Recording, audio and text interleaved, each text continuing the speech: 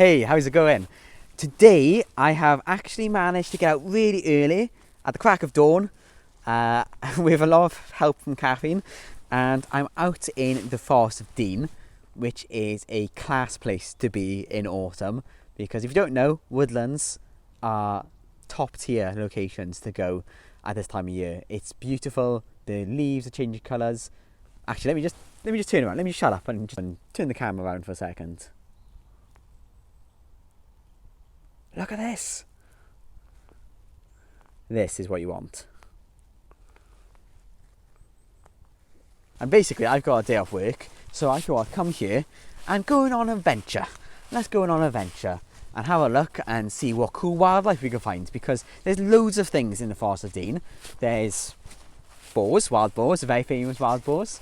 There's deer. There's loads of kind of bird species which are reasonably rare or just not easy things to see. Things like goshawk, hawfinch. Right now, this time of year, there's going to be thrushes. Yeah, so I thought we'd go out here, have a look, see what we see, and yeah, let's have a good time. So right up in those trees, there is a tiny, tiny little bird, which is a really difficult one to see, even with binoculars half the time, and it's called a goldcrest. Now this is the joint smallest bird in the UK, I believe. It's really, really small. It likes woodlands. And if you can hear something that's really high pitched every so often, that's what the goldcrest sounds like. It's like a really, really high pitched little tinsel sound, I suppose. And it's when you see it at a tree, at the top of a tree, it's usually sort of fluttering like a butterfly and flitting its way from one leaf to another. And it's called goldcrest because it has a little gold stripe on its forehead, basically. Yeah, really lovely, lovely little bird. So up there somewhere, there is a very, very tiny, tiny, tiny little bird called a goldcrest. Now, goldcrests are hated by some people because they are really, really difficult to actually see, even with a pair of binoculars, because they are so small. They're actually the joint second smallest, I believe, might be wrong, but I'm pretty certain, joint second smallest bird in the UK. And they're sort of like a little ball of feathers. Usually when you see them, they're just sort of fluttering around like a butterfly, kind of going from leaf to leaf, picking off little insects. And it's called goldcrest because it has a stripe on its forehead of like a goldy yellow stripe. So pretty descriptive. But yeah, it's up there somewhere.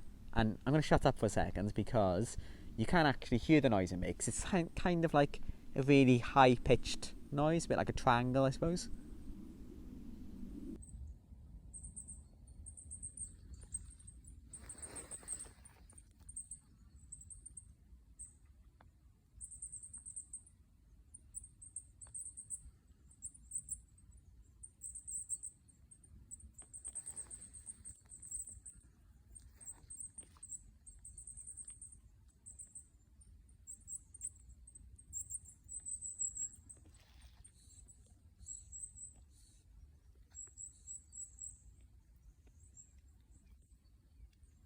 That's my very short-lived attempt at filming goldcrests.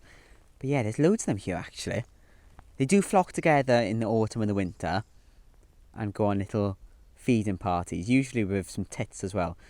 Behave, blue tits, great tits, long tail tits, coal tits, things like that. But I've just seen it, or seen them, all in this patch of bracken and trees. I've got to just give a shout out to the big dead tree because I know it's a weird thing to shout out, but actually dead wood is so important. It allows things to live in it, so things like insects, but also birds to nest in it as well. And it's just really, really important. There's dead wood on the ground, which is useful and more common, although there could be more of it. But standing dead wood is particularly special. So to see this big tree, I don't know what it is. I think maybe an old oak, perhaps. Yeah, it's really, really nice to see. It's really good. and will be prime real estate for some woodpeckers in the future.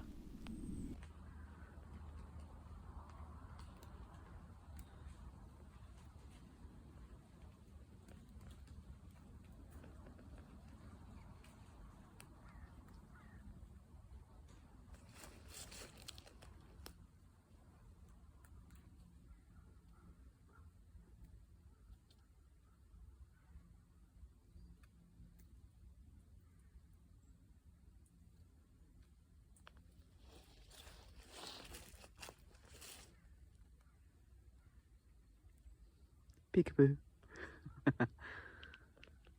I step off the beaten track just for one moment and I have all those little deer heads sticking up. Well, I saw the ewes first actually. Saw some ewes twitch around some bracken, and then I saw the little white flash of his tail, and then there was a whole group of them running away from me. Must have mistaken me for a bear or something. No, I know I'm hairy, but not quite that hairy, Christ.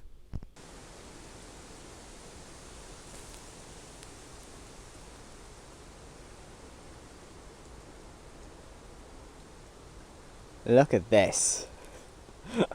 It's just wicked.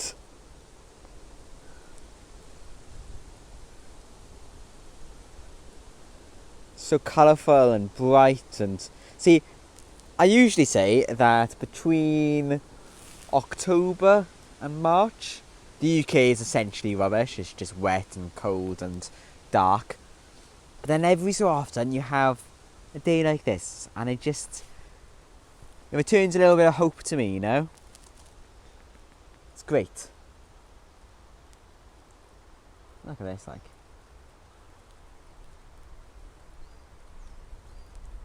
Now, I've just seen a really cool little mushroom, and I'm pretty certain I know which one this is, because I found some a few years ago, which were much bigger than this and much brighter in colour than this, but it's pretty unique, and you'll see why now. So there it is. I'm going to go as far down as possible. Let's be that way. There it is. That, I think, is a amethyst deceiver. An amethyst deceiver. So I think it's called that because amethysts are purple, and this is a purple mushroom, which is quite unique. And if I'm not mistaken, they act symbiotically, so in partnership with the roots of mature trees, such as these beautiful beech trees, which we have all around us. So I've just found probably one of the most satisfying looking fungi ever.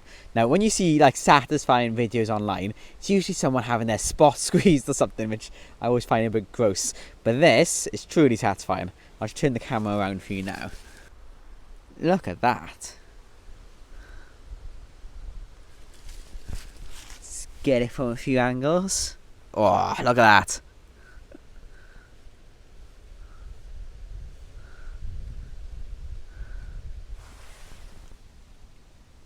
That is quality. Now, I'm pretty certain this is chicken of the woods, I think. Once again, I'll double check my fungi and my plants because, you know, you got to scratch up on these things every so often. Especially fungi. It's a whole nother world. Honestly, there's some more here. I'm pretty certain this is a different type. Yeah, it's going to be different, isn't it? Oh, and here. See, the closer you go, the more you see. Look at that. Well, I know this plant, though. That's wood sorrel. Lovely plant with white flowers on it in the spring. Oh, look at this.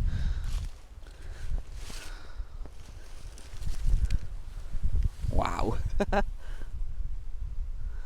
That is class.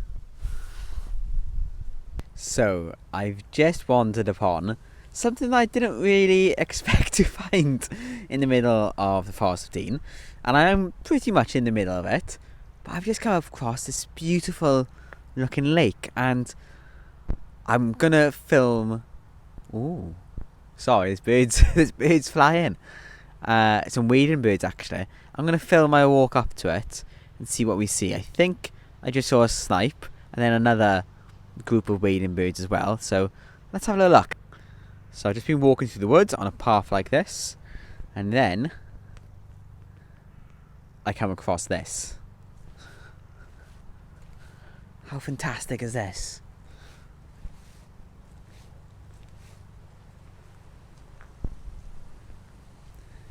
What's really class about this as well is that there's all this wet woodland just behind me, which is really important and something that's severely lacking, actually, really severely lacking in many places. Lots of different bird species rely on it. But this is lovely. This combines with the expansive woodland. Yeah, this is fantastic. I'm so happy I found this. Right, I'm gonna look through my binoculars and see what we see. So there's two birds that I can film for you on my little phone camera. There's a grey heron all hunched up over there. And there's also, if you see that little white dot, that is actually, you'll have to believe me, that is a male goosander. And goosanders are wicked because they have a serrated beak, which is quite unusual for a species of duck, but it's because they hunt fish, so that helps them be able to basically grab the fish. So they're part of a group of ducks called sawbills. Look at that reflection. God, that's lush. That's lush. Now this will be well impressive. No, didn't think you could see it. Right, so underneath that big sort of oval willow tree, on the right hand side, there is a bird called a snipe. And you'll definitely have to take my word for it, because I know you can't see it at all through the phone. But it is there. Actually, maybe I'll try to put my camera to my binoculars in a second. Yeah, I'll give that a go. But basically, it's a wading bird. It's got a really long beak. It's really cryptically camouflaged. It's got beautiful plumage, which makes it...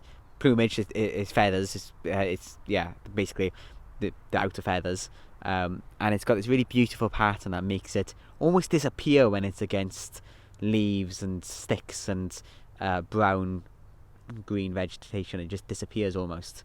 I can see it mainly because it's up against the slightly rocky bank of that little island. But yeah, it's a fantastic bird. It's really long beak and eyes on almost the side of his head, which means I could kind of see slightly behind it and in front of it and to the side. So it's a really good adaptation for stopping itself being gobbled up by a fox or or some other kind of predator. Yeah, the whole putting my phone to the binoculars thing didn't work, but you did just see at the end of that clip a goosander flying, so let me try to zoom into that one instead.